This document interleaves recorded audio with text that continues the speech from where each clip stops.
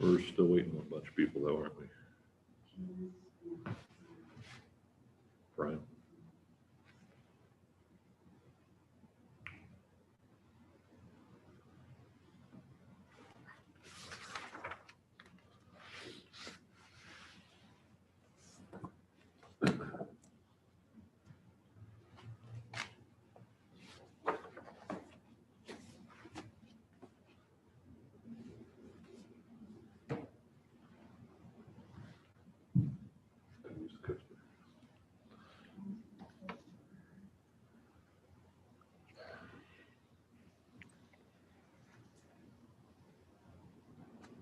Steve, Yeah. the Meadville Land Services, does that have any other comments?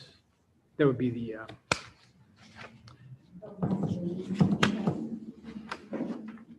we talked about it earlier in the year. Sweeney Drive. That's a minor site plan that came through for a building? Or Or no, you're talking about the bulk property in the back. Yeah. Actually, I haven't had a chance to look at that plat yet. I have it on a pile of stuff to take home with me and look at tonight, so I should be able to have an answer for you tomorrow. Okay, I was just kind of, I didn't know if there were any other comments or You ain't got nothing from me yet, I don't think. no, if there were agency comments or anything like that. I mean, it's all just a consolidation, right? Yeah. Yeah.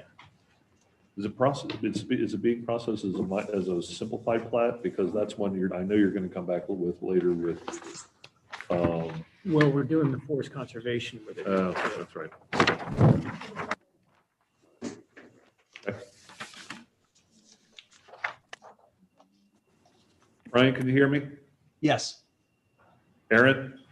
Yep, sure can. Okay. Jim? Yep. Okay. Janice is on. Can you see me? Hi, Janice. Oh, yeah, there you are. Here I am, right at the top there. Right now, you're just a name on the screen. We don't see your smiling face yet. Oh, well, I saw myself. What do I do here? I don't know. Because I saw myself a few moments ago, so that's interesting. Start video. Okay. I can barely hear it. Oh, okay. There you go. Oh, there you are. Hello. Hey, Janice.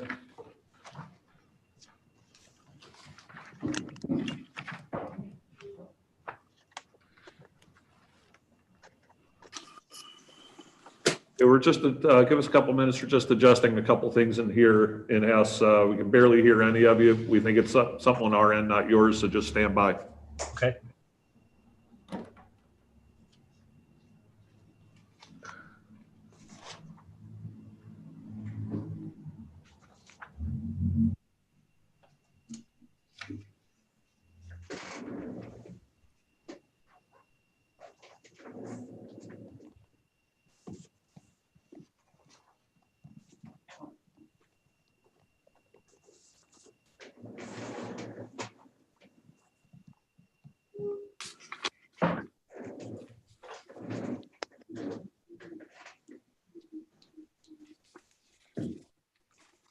Oh, okay. We'll be another couple minutes, folks. Okay.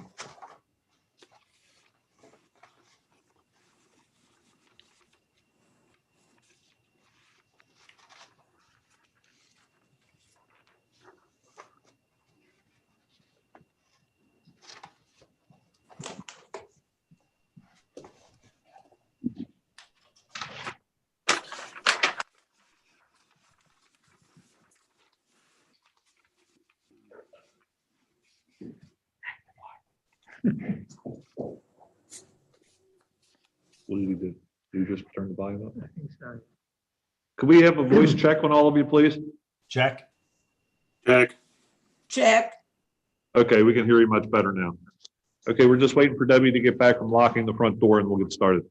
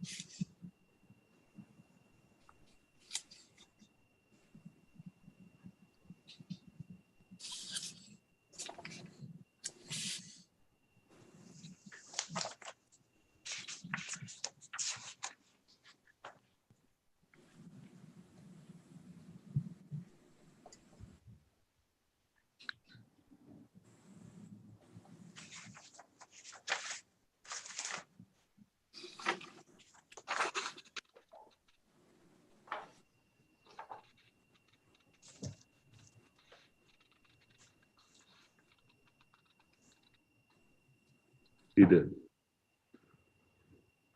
Okay, Brian, you want to get moving? Sure. Good Okay. evening. Good evening, everyone. This is Brian Kurtika.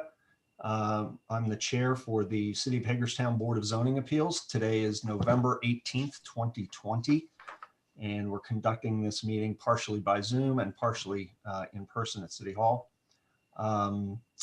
The chair or the other board members that are with me tonight, Jim Stauffer, Aaron Smith, and Janice Kels.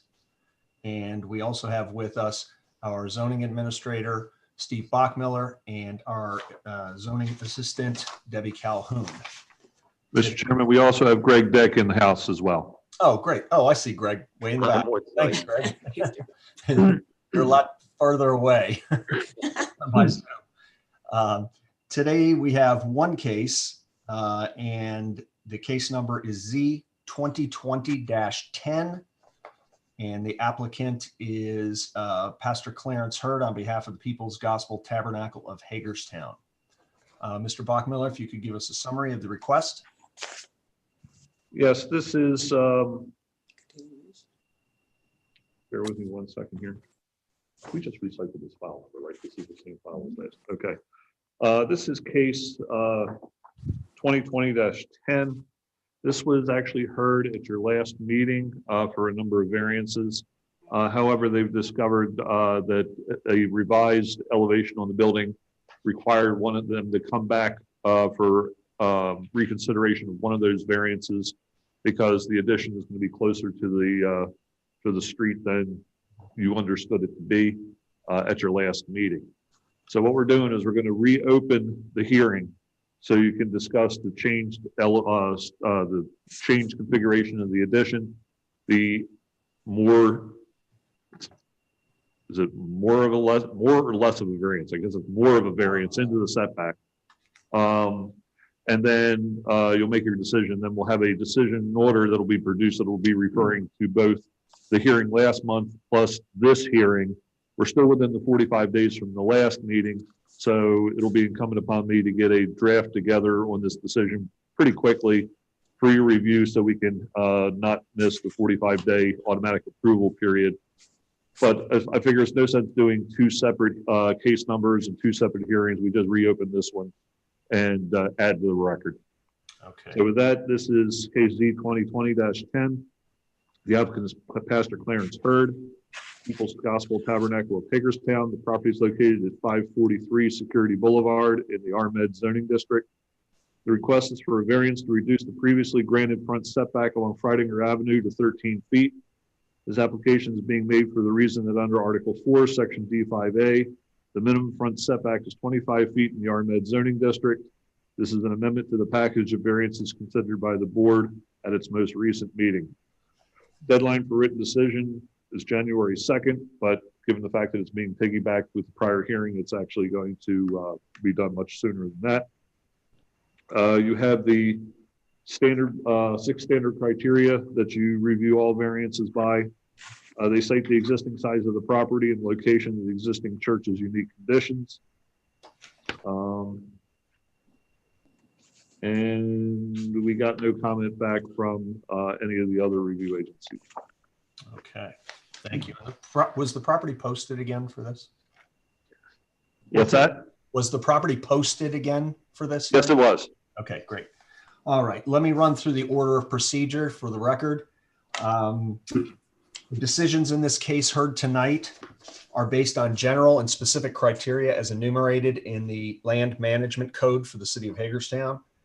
This is an administrative proceeding. As such, it will be conducted just as if it were a court of law, except that we will not follow as strictly the rules of evidence. Everyone who wishes to be heard on a particular case will be. Each of the cases will be heard in the order filed with the board. We'll first hear from the applicant, then any and all witnesses for the applicant, then all witnesses in opposition to the application, then if necessary, final remarks from the applicant. We'll then take the case under advisement and either deliberate and render a decision today, or we may give, at least we'll give you a decision within 45 days. Usually we do these same day. You are welcome to stay after the hearing and listen to our deliberations, but discussion will be limited to the board members unless we need some clarification. You have a right to appeal within 30 days of the date of the written decision and order provided by the board, and any party who participated in the hearing or is aggrieved by the decision may appeal to the circuit court. So that's the 30 days after the decision and order. So you've got 45 days for us to give a decision, although as Mr. Bachmiller pointed out, we're going to try to do this by the what would have been the November deadline for, I guess, or the October deadline, which would have been early December, I think. And from the date that that is issued, there's 30 days for appeal. We have two rules which we will follow. We will ask all participants to follow. That only remarks given from the witness chair under oath will be considered, and we ask that those remarks be confined to things that are pertinent to the case at hand. With that said, I'm looking at the back. That looks like Ed Schreiber. Is that correct? That's correct. All right, Ed, if you're going to be, are you going to be testifying on behalf of the applicant? Yes, I'll be speaking on behalf of the applicant. Yes. Okay, if you wouldn't mind standing and raising your right hand, I'll swear you in. Do you solemnly promise and declare under the penalties of perjury that the testimony you're about to give the board shall be the truth, the whole truth, and nothing but the truth? I do. Thank you. State your name and address for the record. For the record, my name is Ed Schreiber with offices located at 128 South Potomac Street, Hagerstown, Maryland, 21740. And your relationship to the applicant. We are the engineering consultant for the People's Gospel Tabernacle of Hagerstown. Okay. Pastor Clarence Hurd. So if you want to go ahead and present your summary. Sure. And thank you again for hearing this case this evening. I'm sorry to have to bring everybody back together again for what was I guess, a miscommunication or drafting error, whatever you may want to call it, with the original plan that was presented at the October hearing. The building is actually, we're really just dealing with the one front yard setback that is along Friedinger Avenue, where we had originally asked for a 3-foot reduction in the front yard, which would be from 25 feet to 22 feet. However, again, because of a drafting error or miscommunication with the most recent plan, the actual encroachment is 12 feet into that front yard setback, thus requiring a front yard variance from the required 25 feet to that of 13 feet, which will accommodate the addition as it's proposed now. And for all the same criteria or all the same reasons, the building itself as it exists today currently is actually over the property line into the Friedinger Avenue right-of-way. The proposed addition is not going to continue along the current face of the building of where Friedinger Avenue is. It will actually be set back approximately 15 feet from that existing building face, which would thus require the 13-foot setback. So we're really not continuing the face of the building any further into the setback than what it currently already is. And it's what we are asking for, again, was primarily from what we were already approved with, is an additional 11 feet of relief from what was originally asked for. And again, the building shape, size, and configuration is the same exact thing as what was presented in the previous hearing. Okay. If I may, just for clarification, when we met in October, we were seeking a reduction or a variance from the 25-foot setback along Freidinger to 22. Correct. Which is only a 3-foot reduction. Correct. Now we're going to 13 feet. So that would be a 12-foot reduction. Correct. Okay. Okay. I think you said 9. I just wanted to be clear. We're looking for 12 feet across the setback line. Correct. Okay. And the property is still, the addition to the existing property is still going to be 600 square feet? Yes, that is correct. Okay, so there's been no change in the square footage. It's just that the drawing didn't reflect the correct distance of that portion of the building going towards Freidinger. Exactly. Okay. Okay. So I think what I would ask, we still have these 6 conditions that we have to satisfy with our variances. And I believe that in the last hearing, we talked about the first condition or first requirement being that there's a unique condition of the property. And at that hearing, we discussed the fact that this is a church that has occupied this corner of Security and Freidinger well prior to the establishment of the zoning ordinance here in the city of Hagerstown, that it exceeds the not the setback, but the actual road right of ways on both Security and Freidinger, even if just by a small amount. And you've got some topography issues going back into the parking lot. So I think that we had discussed the exceptional condition of this property, whereby if you're going to make any additions, you're pretty much going to have to go back across the setback lines in order to accommodate a extension of this kind. And we had also discussed that the sight lines along both Security and Freidinger were not going to be impacted by either of these portions of the addition. So it doesn't appear from that we're gonna have an issue with the first one. If you can restate again, Ed, why this is the minimum necessary to afford relief. Well, again, the minimum, the current setback of 25 feet would be very difficult to overcome in just the configuration of the existing building. And the only way to accommodate the 600 square feet and not expand in a way that would gobble or would infringe into the parking lot and any parking that is available to the site.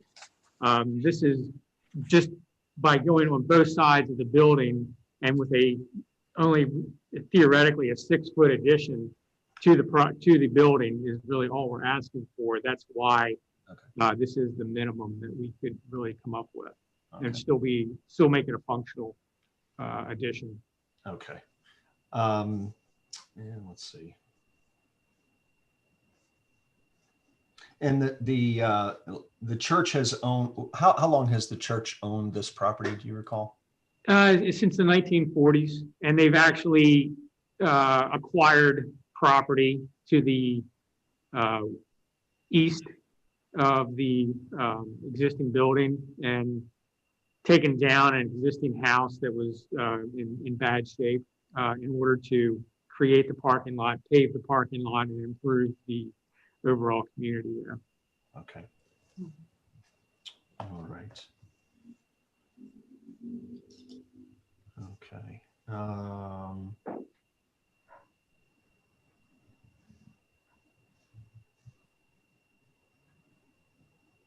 Does anyone else have any questions?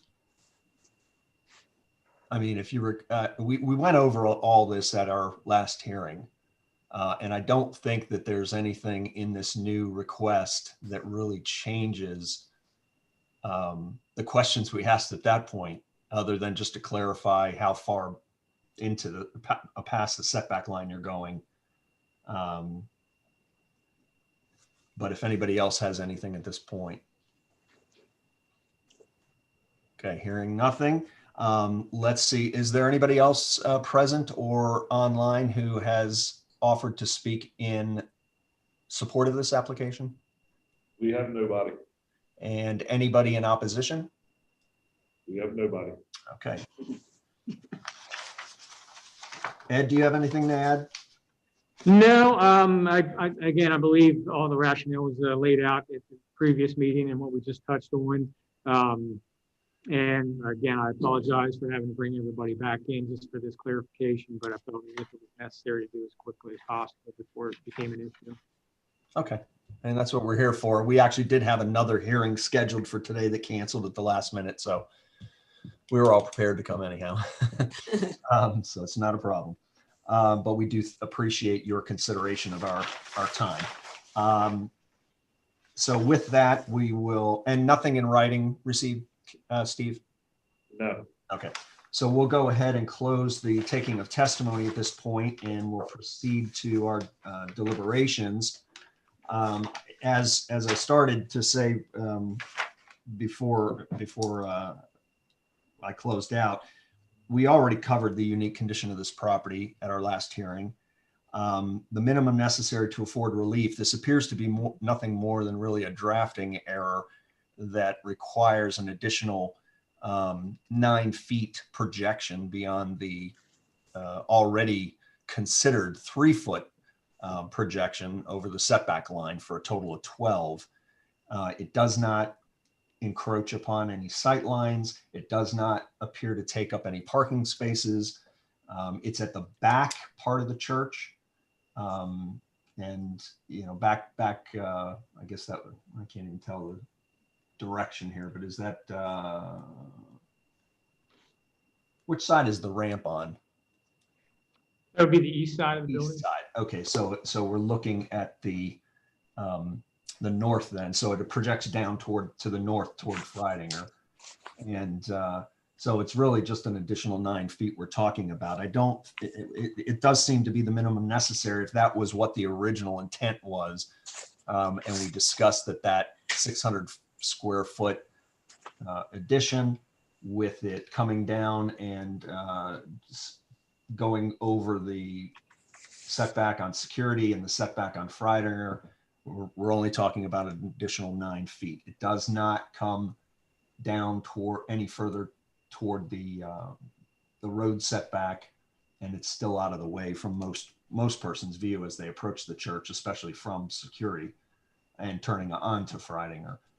You really only see it if you're coming from Freidinger to security. Compliance precluding common use. We discussed last time that similarly situated buildings that would be perched right on the intersection, as it were here, and having to then extend back from their structure if it's already encroaching over the building's already encroaching over the setback line and the road rights of way, then you have no choice but to really construct your additions primarily over the setback lines, unless you have a very strange then ultimate configuration of your building. So other properties similarly situated would likely get the same type of consideration here, and under the ordinance we probably reach the same conclusion. Does not appear to be any special privilege. Again, similar properties would receive similar treatment under the ordinance. It's not a self-created hardship. Again, this building was built 80 years ago, roughly, well before there was a zoning ordinance. And so no one could really identify at that point that putting the building there would cause today a variance issue. And is it consistent with the intent of the ordinance? It is in harmony with the general purpose and intent of the article. There's getting additional 9 foot added to the additional 3 foot is not really going to cause any issues with lighting or odor or visibility or aesthetics. It's really just putting the building in terms of the original intent of what was presented to us in October. So unless anybody else sees anything different with this additional 9 foot variance to bring it to a total of 12 feet over the line, I'll entertain a motion.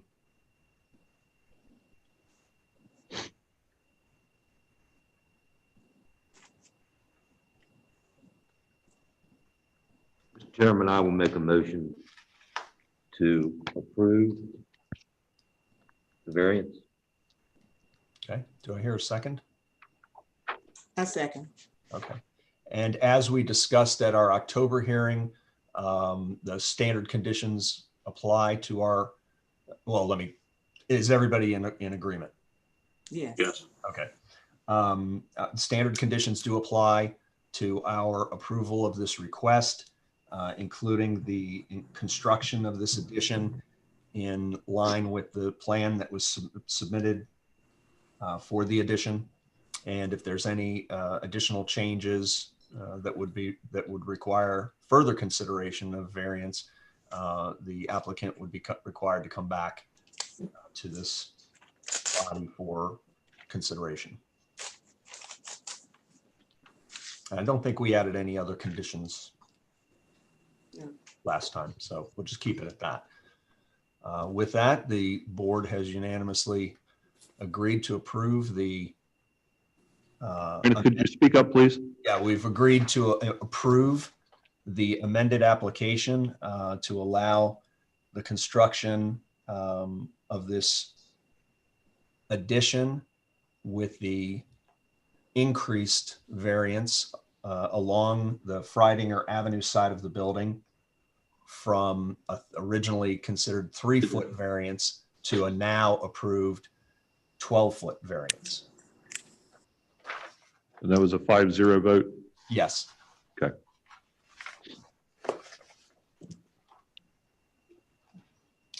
All right. I think that's it. Motion to adjourn.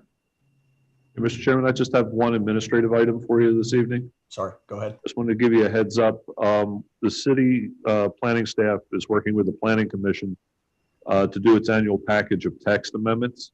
The package this year is really pretty routine, but there is one thing in there that does affect this body in a minor way, but I thought I'd let you know. When we were going through the ordinance, we found that there's a few, like you can count them on one hand or and have fingers left over, references to this body having the authority to review variances for buffers.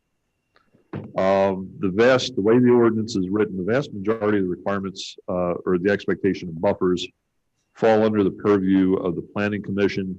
And for reductions to those, they would go through a waiver process when they have the site plan or subdivision pending for reduction. But the way the zoning ordinance is written, there are a few references to buffers that are stuck in the zoning ordinance. And if you want to vary it, this is the body to go to, not the planning commission. So we have a proposal pending, and if you want to see copies of it, I'll be happy to forward it to you, where those couple of references are picked up and moved over to Article 5, the subdivision ordinance, which is the territory of the planning commission. And then in the section of the ordinance that talks about the power of this body, where it talks about building height, setback variance, all that stuff, there is a reference to buffers that would be removed. So this body, not that I can't even remember the last time you all, or even if you've had a variance for a buffer, but it just in the means of simplifying the ordinance, we decided to take those few remaining references that are under your purview, pull them out, give them to the planning commission, which already has control over 98% of the buffers to begin with. Okay. So. Yeah, that sounds good. Thank you for that information. If you wouldn't mind circulating that by email. Sure, I'll send it out to you all tomorrow. Great. Thank you. Okay, now I'll entertain a motion to adjourn. I make a motion that we adjourn. Do I have a second? Second. All in favor? Aye. Aye. All right. Happy Thanksgiving to everyone. Be safe. I know most people won't be doing a lot of traveling this holiday, but please be safe and we'll keep everybody in our thoughts. Have a good time. You too. Thank you. Thank you all. And then input. Bye.